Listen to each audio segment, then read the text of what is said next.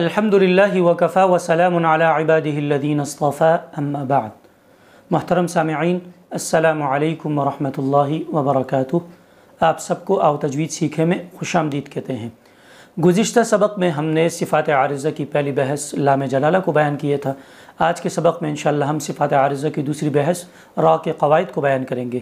سب سے پہلے سمجھ لیں کہ را کی مختلف صورتیں جو قرآن میں وارد ہوئی ہے۔ پہلی ہے را متحرکہ، دوسری ہے را ساکنہ، تیسری ہے را موقوفہ، چوتھی ہے را مشددہ، پانچویں ہے را مرامہ، چھٹی ہے را ممالہ۔ یہ ہے را کی مختلف 6 صورتیں۔ تو آج انشاءاللہ ہم پہلی جو 3 صورتیں ہیں اس کو بیان کریں گے۔ سب سے پہلی صورت را متحرکہ۔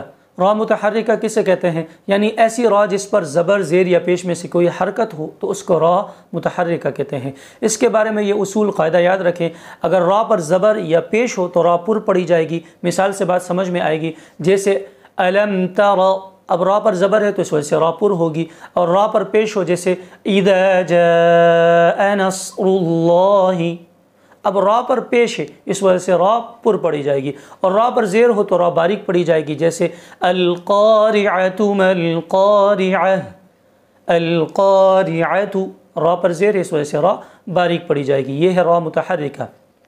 دوسری ہے را ساکنہ۔ را ساکنہ کسے کہتے ہیں؟ یعنی ایسی را جس پر سکون ہو یا جزم ہو اس کو را ساکنہ کہتے ہیں۔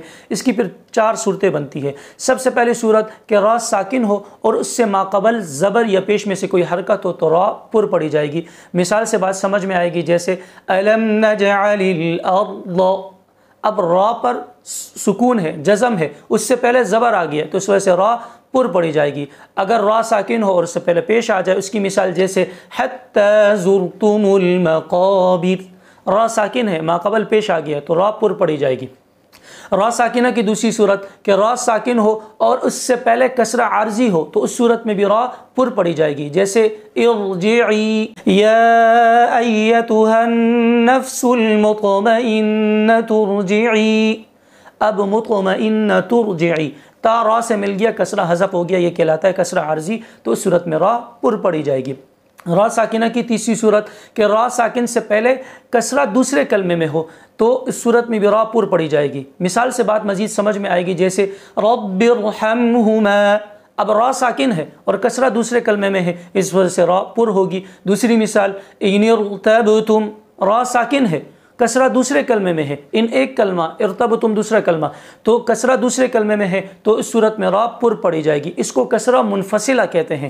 را ساکنہ کی چوتھی صورت، را ساکنہ کے بعد حروف مستعلیہ میں سے کوئی حرف اسی کلمے میں ہو تو اس صورت میں بھی را پر پڑھی جائے گی، جیسے قرطاس، اب را ساکن ہے، اس کے بعد حروف مستعلیہ میں سے طا آ گیا تو را پر پڑھی جائے گی۔ اس کے بعد دوسری مثال مرصاد، اب را ساکن ہے، اس کے بعد حروف مستعلیہ میں سے صاد آ گیا تو را پر پڑھی جائے گی۔ حروف مستعلیہ میں نے پہلے بھی ذکر کر دیا تھا کہ حروف مستعلیہ 7 حروف ہیں جس کا مجموعہ ہے خص ضغط قل، ٹھیک ہے، یہ حروف مستعلیہ کا مجموعہ ہے۔ تو یہ تھی را ساکنہ کی صورتیں۔ را کی تیسری صورت را موقوفہ۔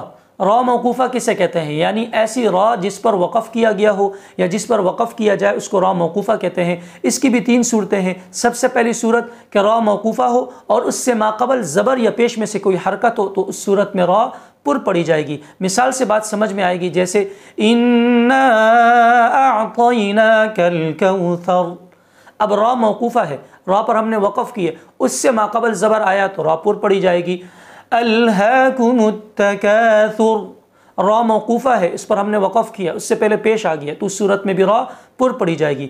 را موقوفہ کی دوسری صورت، را موقوفہ کا ماقبل ساکن ہو اور اس سے ماقبل زبر یا پیش میں سے کوئی حرکت آ جائے تو اس صورت میں بھی را پر پڑھی جائے گی۔ مثال سے بات سمجھ میں آئے گی، جیسے والفجر، را موقوفہ ہے، ہم نے یہاں وقف کیا، اس کا ماقبل جو ہے وہ سکون ہے، جزم ہے جیم پر، اس سے ماقبل فا پر زبر ہے تو اس صورت میں را پر پڑھی جائے گی۔ والعصر، را موقوفہ ہے، اس سے ماقبل سکون ہے، جزم ہے، اس سے ماقبل عین پر زبر آیا ہے تو اس صورت میں را پر پڑھی جائے گی۔ اور پیش کی مثال جیسے والطور، را موقوفہ ہے، ماقبل ساکن ہے، اس سے ماقبل پیش آ گیا تو اس صورت میں بھی را پر پڑھی جائے گی۔ والطور وَكِتَابٍ مَّسْطُورٍ، را موقوفہ کی تیسری صورت، را موقوفہ کا ماقبل یا ساکنہ ہو تو اس صورت میں بھی را ہر حال میں باریک پڑھی جائے گی، جیسے خیر، بشیر. اب یہاں پہ را موقوفہ ہے، اس سے ماقبل یا ساکنہ آ گیا، تو صورت میں را یہ اس طرح کی صورت قرآن میں جہاں بھی آئے وہ باریک پڑھی جائے گی. خیر، بشیر، نذیر، قدیر. تبارک الذی بیدہ الملک وہو علی کل شیء قدیر.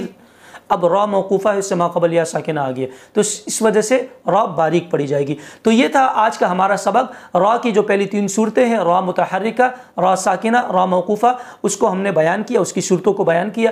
انشاءاللہ آپ نے اس کو لکھ لیا ہوگا اور سمجھ لیا ہوگا، آپ کو اچھی طرح سے سمجھ آ گیا ہوگا. انشاءاللہ بقیہ جو 3 صورتیں ہیں اپنے اگلے سبق میں اس کو ہم بیان کریں گے. تب تک کے لیے ہمیں اجازت دیجیے. فجزاکم اللہ خیر، والسلام علیکم ورحمۃ اللہ وبرکاتہ.